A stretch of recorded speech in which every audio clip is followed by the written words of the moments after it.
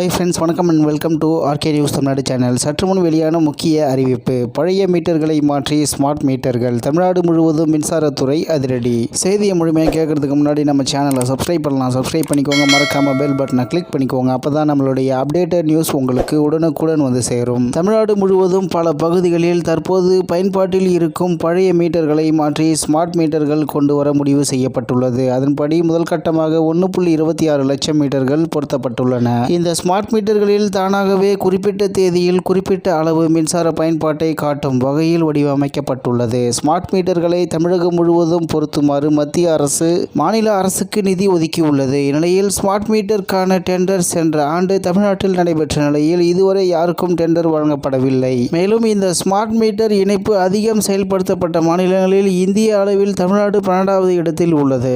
Smart meter திட்டம் பீகார், அசாம், ஹரியானா மாநிலங்களில் தீவிரமாக செயல்படுத்த முயற்சிகள் நடந்து வருகிறது. தமிழ்நாட்டில் 1.55 லட்சம் மின் மீட்டர்களை பழுதாகி இருப்பதாகவும் இதனை சரி செய்யும் பணியில் மின்சாரத்துறை தீவிரமாக ஈடுபட்டுள்ளது. இதில் அதிகபட்சமாக காஞ்சிபுரம் மாவட்டத்தில் 29,217 மீட்டர்களும் 6,606 மீட்டர்களும் பழுதாகி இருப்பது தெரிய வந்திருக்கிறது என்று தகவல் வெளியாகியுள்ளது என்பது குறிப்பிடத்தக்கது. மேலும் 100 யூனிட் இலவச மின்சாரம் குறித்து தமிழ்நாடு மின்சார வாரியம் விளக்கம் அளித்துள்ளது. தமிழ்நாட்டில் வீட்டு மின் இணைப்புகளுக்கு முதல் 100 யூனிட் மின்சாரம் இலவசமாக வழங்கப்படுகிறது. மேலும் அண்மையில் வீடுகளுக்கு வழங்கப்படும் 100 யூனிட் இலவச மின்சாரம் நிறுத்தப்பட உள்ளதாக சமூக வலைதளங்களில் தகவல்கள் பரவி வருகிறது. இந்நிலையில் தமிழ்நாடு மின்சார வாரியம் மறுத்துள்ளது. மேலும் வீட்டு பயன்பாட்டிற்கான மின் இணைப்பிற்கு வழங்கப்படும் 100 யூனிட் இலவச மின்சாரம் நிறுத்தப்படவில்லை என்று விளக்கம் அளித்துள்ளது. 100 யூனிட் இலவச மின்சாரம் தொடர்பாக இணையத்தில் வைரலாகும் செய்திகள் தொடர்பாக பொதுமக்கள் அச்சமடைய தேவையில்லை எனவும் தற்போது வழங்கப்பட்டு வரும் 100 யூனிட் இலவச மின்சாரம் நிறுத்தப்பட மாட்டாது எனவும் தமிழ்நாடு மின்சார வாரியம் தெரிவித்துள்ளது.